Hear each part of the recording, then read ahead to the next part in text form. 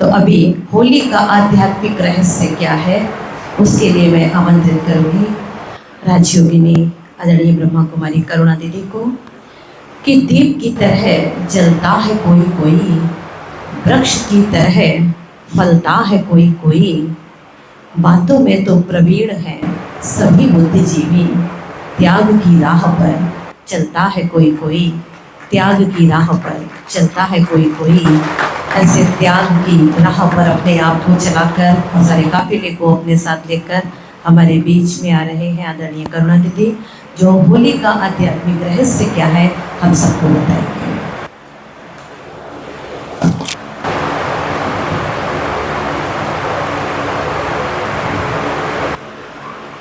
ओम शांति। सम्मानित आदरणीय मंच और मेरे समक्ष बैठे हुए बाबा के हीरे,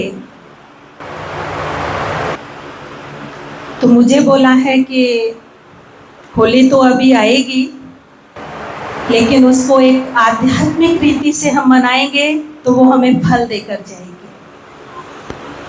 लेकिन उससे पहले मैं एक कहानी आपको सुनाना चाहूंगी।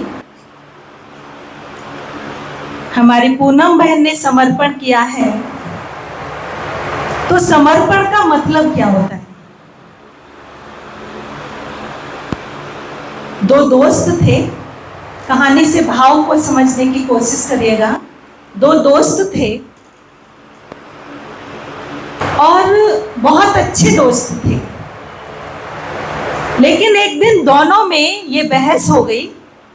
तय किया गया 1 वर्ष के लिए एक कमरे में जो रहेगा, चाहे तू रहे चाहे मैं रहूं, जो रहेगा उसको 10 लाख रुपया इनाम में मिलेगा। उसको कमरे में ही रहना है, वही उसके खाने की व्यवस्था है और वही उसकी टोटल व्यवस्था है। तो उसमें से एक दोस्त तैयार हुआ कि मुझे ये शर्त मंजूर है, लेकिन शर्त में ये भी बताया गया था, एक बैल लगाई गई थी कि अगर तुम नहीं ये शर्त पूरी कर पाओ तो परेशान नहीं होना, अंदर तुम बैल बजा देना और शर्त तोड़ के बाहर आ जाओ। कई बार ऐसा हुआ, क्योंकि उसके साथ में कोई मोबाइल नहीं, कोई कुछ नहीं, कुछ बुक्स दे दी गई थी जो उसे पढ़नी थी। कुछ समय तो उसने वो बुक्स पढ़ी, कुछ समय उसे अच्छा लगा, लेकिन धीमे धीमे उसका स्ट्रेस बढ़ता चला गया और इतना बढ़ गया स्ट्रेस उसका कि उसने दीवारों में अपना हाथ मारना शुरू कर दिया। और जब तो आता उस बैल के पास कि अब मेरे बस की बात नहीं है, मैं बैल दबा देता हूं, फिर सोचता कि 10 लाख रुपया मिलेगा, तो 10 लाख रुपया सोच के वो फिर बैल हो जाता था। एक दिन बहुत ही हताश हो गया, रोते चीखते, तो वो एक बरामदे में आराम से बैठ गया। और जब वो बैठा तो उसका ध्यान अपनी तरफ गया और उसने परमात्मा से अपना कनेक्शन जोड़ा। अब धीमे धीमे उसे सहज होता गया और वो परमात्मा से अपने आप को जोड़ता चला गया। अवधि पूरी हो रही थी, उसका दोस्त सोचने लगा कि अब अवधि कंप्लीट हो रही है, 1 माह रह गया है और मुझे इसको 10 लाख देना है, क्या करूं? क्योंकि उसकी बिजनेस में लॉस हो गया था और वो 10 लाख किसी कीमत पर भी उसे अदा नहीं कर सकता था। असमंजस में आगे बढ़ा। अब बस बाकी 1 दिन था, तो उसने सोचा कि अब तो मुझे हर हाल में 10 लाख रुपया देना है और ये तो अंदर ही विराजमान है, अभी निकल ही नहीं रहा है। तो उसने सोचा कि स्ट्रेस में व्यक्ति कैसा सोचता है, पॉजिटिव नहीं सोचता, कभी नेगेटिव ही सोचता है। उसने सोचा इससे तो अच्छा है कि मैं बंदूक लेके जाऊं और इसे मार दूं, तो ना लाख पैसा देना पड़ेगा और ना ही दोस्ती तो है, ना कहीं चर्चा भी हो पाएगी। समय निश्चित था और वो 1 घंटे पहले वहां पर पहुंचा तो देखता है कि वो वहां पर दोस्त है ही नहीं, और वहां एक पत्र लिखा हुआ रखा था कि दोस्त, मैं यहां से अब शर्त तोड़कर जा रहा हूं, मैं उस सत्ता से मिल गया हूं जो मुझे अब तुमसे कुछ भी लेने की आवश्यकता नहीं है। ना मुझे 10 लाख रुपया चाहिए और ना ही मुझे अब शर्त को जीतना है। तो हमारा जब परमात्मा के प्रति समर्पण भाव जब हो जाता है तो न हमें सुख चाहिए, न सुविधा चाहिए, न व्यवस्था चाहिए, न मान चाहिए, न सम्मान चाहिए, क्योंकि हम तो एक परमात्मा के हो गए। तो ऐसा समर्पण हमारी पूनम बहन ने किया है, तो हम उनको तहे दिल से बधाई देते हैं, बधाई देते हैं। और उससे हम भी प्रेरणा लेते हैं कि अपने जीवन को जब भगवान के बनी गए हैं तो क्यों न भाग्यवान बनने वाले हम कर्म करें। तो अभी कुछ समय बाद, 1 सप्ताह बाद हमारे बीच होली आने वाला है, और होली की सबसे पहले तो मैं आपको इन एडवांस बहुत बहुत होली की आपको बधाई हो, बधाई हो, बधाई हो। होली का पूजन भारतवर्ष में मनाया जाता है और उसको भी 2 तरह से मनाते हैं। पहले होली का पूजन करते हैं, फिर उसमें आग जलाते हैं, और आग जलाने के बाद फिर रंगों की होली खेली जाती है। और ये आध्यात्मिक जो पर्व है ये हमें बहुत कुछ सिखाता है। हम 3 बातों से इसको होली को मना सकते हैं। बीती सो बीती, क्योंकि होली का मिलन तभी होता है जब हम अपने पीछे के जो संस्कार हैं उनको जब खत्म कर लेते हैं। बीती सो बीती। दूसरा, होली माना हो गई, जो हो गया वो हो गया। और होली, इंग्लिश में होली माना पवित्र। तो जब तक हम मानसिक पवित्रता को नहीं लाएंगे तब तक हम होली को सार्थक नहीं मना सकते हैं। अपने यहाँ पे पौराणिक एक कथा है कि प्रहलाद माना प्रभु की औलाद परम भक्त था, और उसकी एक बुआ थी जिसे होलिका कहते हैं। और होलिका का मतलब ही था कि वो विपरीत थी उससे, लेकिन उसने प्रहलाद का, प्रभु की औलाद का साथ न देकर भाई का साथ दिया और उसे गोद में लेकर बैठी। लेकिन जब जलने का काम प्रारंभ हुआ तो बुराई जली और अच्छाई अपने स्थान पर बनी रही। प्रहलाद का कुछ भी नहीं हुआ। देखिए, सोना हो या चांदी, जब तक उसे तपाया नहीं जाएगा तब तक वो प्योर नहीं बनता, और दूसरे आभूषण में उसे हम नहीं बदल सकते। तो परमात्मा की श्रीमत है कि हम अंदर की बुराइयों को जलाएं और जीवन में अच्छाइयों को धारण करें। दिखाते हैं भारत के त्योहार में प्रैक्टिकल कहानी हिरण्यकश्यप की। हिरण्यकश्यप के लिए दिखाते हैं कि वो क्या करते थे। उनकी आंख केवल सोने पर रहती थी। अहम भाव था उनके जीवन में, और अमर होने का वरदान उन्होंने भक्ति करके प्राप्त कर लिया था। और जब वो अमर भव का उसे वरदान मिल गया तो उसके मन में खुरापात घूमने लगी, और वो सारी प्रजा को ये कहलवाना शुरू कर दिया कि यहाँ का जो भगवान है वो मैं ही हूं।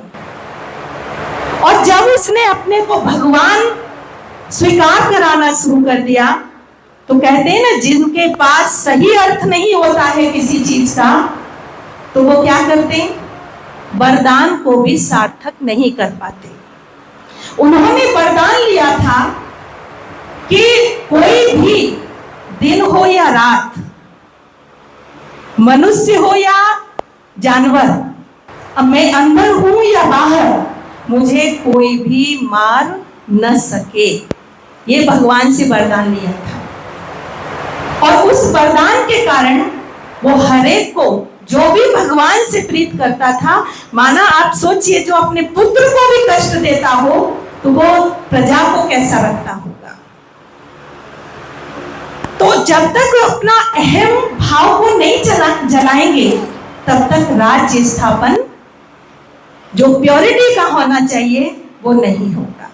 हमने देखा है, गांव में भी देखा है। गांव में तो हमने बहुत सारी पद्धति देखी थी कि होली एक स्थान पर रखते थे, होली पूजन के लिए भोजन जाता था और वहां पर एक पंडित जी उसकी पूजा करते थे पहले, फिर वहां उस होलिका को अग्नि जलाई जाती थी। गन्ने में बाली बांध करके जाती थी और वो वहां पर उस आग में भूनी जाती थी और उस आग में से ही आग लेकर अपने घर में आया जाता था।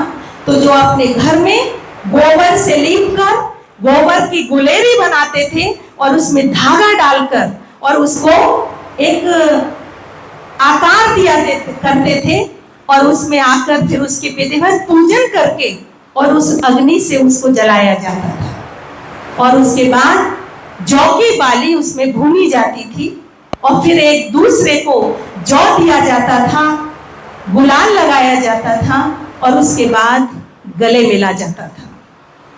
उसके बाद भी रंगों से फिर होली खेली जाती थी। फिर हम शाम को पद्धति देखा करते थे अपने लौकिक में कि वहां पर झाड़ू वाला आता था, सारे रास्तों को साफ करके जाता था। फिर पानी छिड़काव वाला आता था, वो मूसक जो चलती थी पहले, और वो छिड़काव किया करता था जहां जमींदारों के घर हुआ करते थे। और उसके बाद जमींदार अपनी चारपाई पे बैठता था, फिर नाई आता था, वो इत्र लेके आता था, वो कान में लगाता था और उसके बाद सब लोग आते थे और पकवान खाते थे, होली का मिलन चलता था। और जो पार्टियां होती है बैंड बाजे वाले, वो भी ग्रुप बाय ग्रुप आते थे और अपना बैंड बजाते थे और उसको अपनी जो उस बैंड बजाने की बड़ों से जो लेना होता है उन्हें लेते थे और फिर जाते थे। लेकिन विशेष तौर से गोबर, लकड़ी, अग्नि और गन्ना जौ की बालें और गले मिलना, ये सबका आखिर आध्यात्मिक रहस्य क्या है? गोबर का मतलब ही है शुद्धता का प्रतीक। जब तक हमारी आत्मा शुद्ध नहीं बनेगी तब तक हम होली नहीं मना सकते। दूसरा लकड़ी, क्योंकि गोबर का गुलरी रख करके उसमें लकड़ी को भी जलाया जाता था, रखते थे लकड़ी बीच में जलाने के लिए, तो वो प्रतीक है अभिमान का। जब तक हम अपने अभिमान को नहीं मिटाएंगे, क्योंकि आपने देखा है लकड़ी टूट सकती है लेकिन झुकना नहीं जानती, टूट सकती है। तो अभिमान का प्रतीक है और अग्नि संगठन का प्रतीक है, क्योंकि एक लकड़ी में आग नहीं जलाई जाती, जब संगठन होता है उनका तभी उसमें आग जलाई जाती है। और गन्ना के सामने जौ की बाली लगाकर भूनना, ये नए अन्न का प्रतीक है और साथ में कटीले दुख देने जो हमारे कर्म हैं उनको छोड़ने का प्रतीक है। साथ में गले मिलते हैं और गले व्यक्ति तभी मिल सकता है जब उसके जीवन में ईर्ष्या, द्वेष और नफरत न हो। जब तक ईर्ष्या, द्वेष, नफरत है तब तक कोई भी गले मिल नहीं सकता है। तो गले मिलने के साथ तभी उसके जीवन में नया उमंग और उत्साह आता है। लौकिक में देखा है, कितनी भी किसी के घर में परिस्थिति आई हो, आपस में टकराव रहा हो, लेकिन जब त्योहार आता है तो क्या करते हैं? आपस में आएंगे, वहां मिलेंगे, गले मिलेंगे, गुलाल लगाएंगे, नए वस्त्र पहनेंगे। तो जब तक ये बाहरी काम हम करते रहेंगे और आंतरिक का शुद्धता नहीं होगी। नए वस्त्र पहनने से कोई व्यक्ति नया नहीं हो जाता, लेकिन नए वस्त्र का मतलब ही है कि देह भान का त्याग और आत्मिक स्थिति का शुभारंभ। तो इसी तरह से गुलाल जब लगाया जाता है तो वो भी एक विजय का सूचक है। तो ये आध्यात्मिक पर्व को जब हम समझकर तिलक लगाएंगे और आपस में गले मिलेंगे, रूहानी रंग लगाएंगे, तो हमारा जीवन खुशियों से भरपूर हो जाएगा।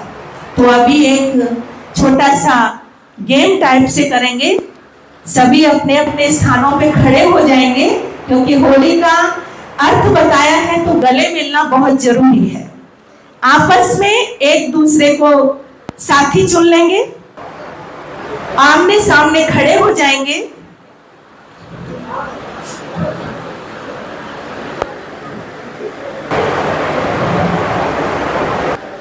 सभी आपस में, जिनकी जोड़ी ना मिले वो जोड़ी बना ले, भाई भाई को, बहने बहने की। आपस में हाथ पकड़ लेंगे और एक दूसरे को बहुत प्यार से देखेंगे, आत्मिक भाव से देखेंगे कि इस आत्मा की, जो ये शरीर में आत्मा है, ये कितना चमकता हुआ हीरा है। भगवान ने हमें बेदाग हीरा बनाया है, ये कितना चमकता हुआ हीरा है। फिर आपस में एक दूसरे को कहेंगे, आप बहुत अच्छे हैं, आप बहुत अच्छे हैं, सच में आप बहुत अच्छे हैं, आपको ईश्वर बहुत प्यार करते हैं, आप जीवन में खूब आगे बढ़ें। दुआएं देंगे, आप जीवन में खूब आगे बढ़ें, सदा उन्नति करें। एक मनुष्य आत्मा होने के नाते मैं आपको सच्चे दिल से दुआ देती हूं, आप सदा स्वस्थ रहें, सदा उन्नति को पाएं, परमात्मा की छत्र छाया सदा आपके सर पर रहे। यही मेरी दुआ है, यही मेरी दुआ है, यही मेरी दुआ है। और आपस में प्यार से गले लगाएंगे। बहुत बहुत थैंक्स सबको। सबको आपस में कहेंगे होली मुबारक हो, होली मुबारक हो। ओम शांति।